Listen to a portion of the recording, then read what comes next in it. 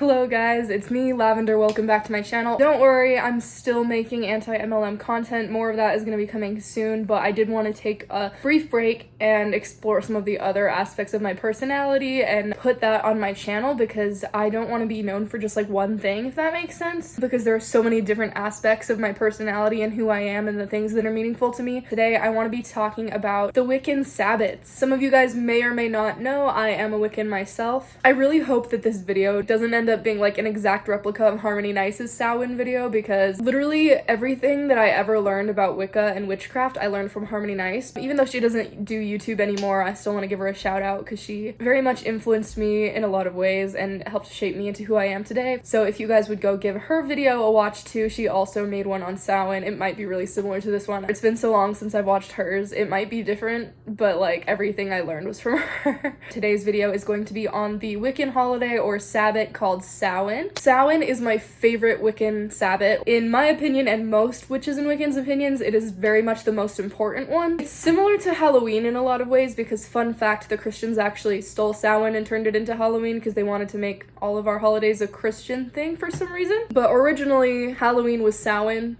just so y'all know. But it's kind of like a mix of New Year's and Day of the Dead, but for witches. Samhain is the first holiday or Sabbat on the wheel of the year, so it actually marks the beginning of a witch's new year. This is usually celebrated on October 31st. I can't speak for the southern hemisphere because I am a northern hemisphere witch. Some people will celebrate October 30th to November 1st, but I believe most people just practice on the 31st. And also, every witch and every Wiccan and every pagan is different, so if celebrating it on a certain day doesn't resonate with you or a different day does, then do that. That's the whole beauty of paganism and Wicca, is like it's so eclectic and so diverse and there's no set of rules you really have to follow. So Samhain is really important because, like I said, it marks the beginning of a witch's new year, and it's also when the veil between the spirit realm and the physical realm is the thinnest. So all throughout the year the veil is slowly thinning, and Samhain, October 31st, is the day that the veil is the thinnest, which is why this time of year has such a spooky reputation and why Halloween has a spooky reputation, because weird shit happens around this time of year because the veil is so thin. It's not uncommon to see figures out of the corner of your eye or hear voices or have paranormal experiences around this time because the veil is so thin. I apologize on behalf of my hair. I got out of the shower and I didn't brush it because I'm waiting for it to air dry so it can like give me those waves, those little beach waves. So Samhain is, like I said, kind of similar to Day of the Dead. This is the day when we kind of honor death and the deceased. We honor all spirits, seelie and unseelie. So a lot of the Halloween traditions that you see actually were pagan traditions first. For example, carving pumpkins. The original purpose of carving jack-o'-lanterns was to ward off any evil spirits with either the scary faces that you carve into them, or some people will carve runes or sigils into them for protection. But then the light inside of them is to entice the positive spirits and let your deceased loved ones know that they're welcome in your home at night. Same with dressing up on Halloween. So originally, the reason that people would dress up on Halloween, one of the reasons is to kind of put yourself in the shoes of the deceased for a day, so you can kind of like walk in their shoes for a day and kind of relate to them on a deeper level. Or some people would dress up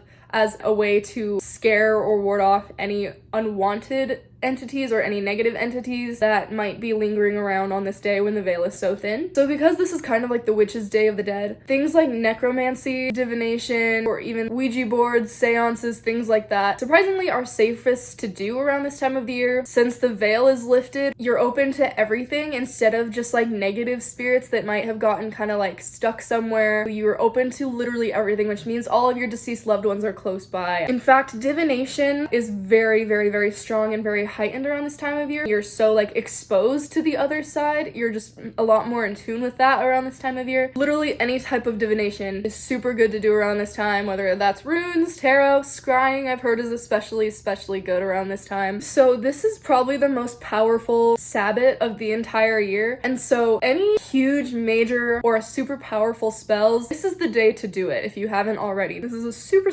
powerful day and time of year in general for spell work. The element of fire is also extremely powerful during this time, and so Samhain is the perfect time to do any type of fire or candle magic. This is also the time to harvest anything in your garden that you haven't harvested yet. Not everyone believes this, but it's often believed if you haven't harvested your herb garden or your food garden or whatever it is before the Wiccan New Year, then it'll bring bad luck in the new year to come. Amazing colors to wear around this time are brown, orange, black, and white. Brown and orange obviously is to represent the state of the earth.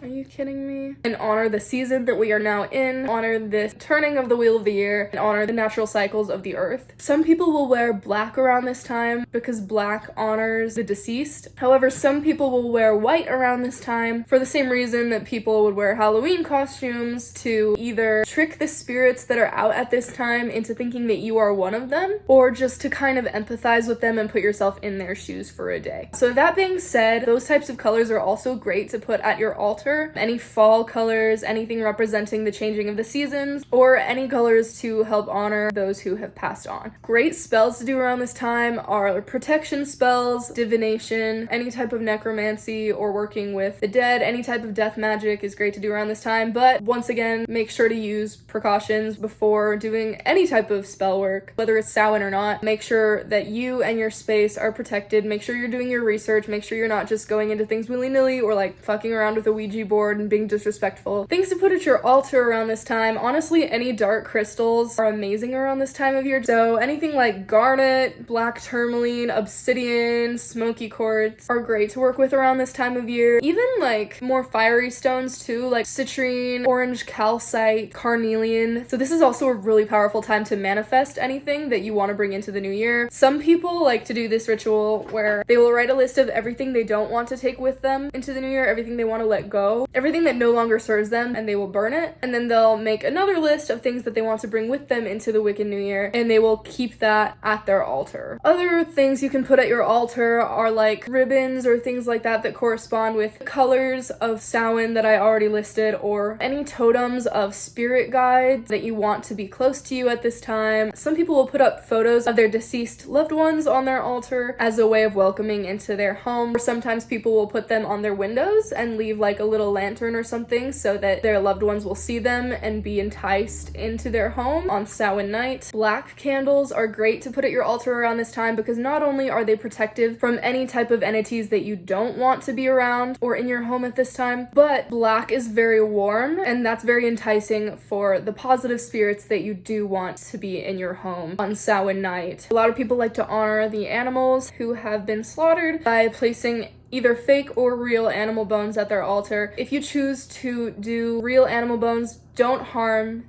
anything to get those bones. If you go out and find them in nature, then just make sure to ask permission from the animal's spirit before taking them. And then once you're done using them, make sure to put them back where you found them always. I know there are some like occult shops and stuff that will have them. Be respectful to the animal. Don't buy anything that's not ethically sourced. However, you do not need to use real bones. You can use fake bones. Also, red and orange candles are great around this time too. Incenses to burn around this time are anything like pumpkin related or autumn related. Sage, rosemary, mint, nutmeg, cinnamon. You could also put autumn leaves, whether those are real or fake, pumpkins or gourds or anything like that on your altar. This is a great time of year to pay gratitude for everything that the last year has brought you. Make sure to leave offerings at your altar if that's something that you practice, to any deities or spirit guides that you might worship or work with. It's also great to work with like tea around this time of year. So again, any of the same herbs that I mentioned, all of those are still great herbs to work with in your tea magic or your tea ceremonies. Usually every Sabbath, but especially Samhain, a lot of witches and Wiccans have the tradition to hold a feast. So sometimes people will set out plates for their deceased loved ones. I've heard of people leaving out one plate and then placing a candle around it for each ancestor that they want to invoke and welcome into their dinner that night. Great things to cook around this time are anything with like fruits and vegetables to represent the harvest, ciders, pumpkin beverages, any tea that have like spice spices in them, like fruits in them, anything with pumpkin or pumpkin seeds, coffee, and hot chocolate. I'm obviously not gonna go over any meat because I'm a vegan and I don't support that. So that is something that's popular around this time of year because of the slaughter and everything, but I think that that is not good and I will not promote that on my channel. So if that's something that you do, then go ahead and do your own research on that, but you will not find anything about that on my channel. Juices are really good to work with around this time of year. Orange juice, apple juice, wine is really great around this time of year. A lot of people will use alcoholic beverages as offerings around this time of year, especially things like ciders and wines. However, if you don't drink or you are underage, then it's never mandatory to drink alcohol if that's not part of your lifestyle. As for desserts, anything like pies, like especially pumpkin pies, fruit cakes, or banana breads or pumpkin breads or anything like that. Other things that people can do around this time of year are like visiting a graveyard, visiting any of your loved ones' graves if they're nearby, or even collecting grave dirt, obviously if you do that in an ethical and legal way, or if you end up purchasing it from somebody else, make sure you're getting that from a trusted source. This is also a great time of year to throw any hexes or curses at people. Be careful with that, be safe with that. Make sure that you've done your research if that's something that you plan on doing. Don't go doing that willy-nilly. Just a reminder that because the veil is lifted, not only are you open to everything, but everyone else is open to everything around this time. Your loved ones are with you around this time, but the person that you're trying to hex, their loved ones are probably also with them, so that could be a extra layer of protection for them. You never know who their spirit allies are. Again, do everything at your own risk. Be careful.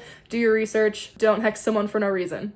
Cool. Some people also like to leave offerings like outside their door or outside their house for like any wandering spirits that don't really have a place to be, just so that they can feel loved and honored as well. Also, disclaimer, if you are not someone who practices hex or curse or anything like that, only do what you are comfortable with around this time of year. If that is not something that you practice, it is not a requirement. Since this is the Wiccan and Pagan New Year, a lot of witches and Wiccans like to set goals for the new year, kind of like you would around normal New Year's, like Christian New Year's. Saging your space, cleansing your space is so vital around this time of year to clear out any stagnant energies that have been accumulated from the past year, especially if you have any like negative energies or spirits even lingering around that you want to help move on so that you don't take anything with you into the next year that you don't want to follow you. Some people like to clear their altar and their supplies. They like to get all new tools and things for their spell work, but obviously only if you feel called to do that. It's definitely a day of death and rebirth. Any type of releasing magic or manifestation magic, especially hand in hand, are really great to do around this time. It's also a good time to consecrate any new tools that you're bringing into your practice. Obviously only take from this video what resonates with you, because again, everyone practices a little bit differently, and I learned from a very Wiccan perspective. You don't have to do everything in this video or any of it. Always do what feels right to you. Everyone practices in their own way. This is just kind of the way that I have learned. How am I going to be celebrating this year? So I'm for sure going to cook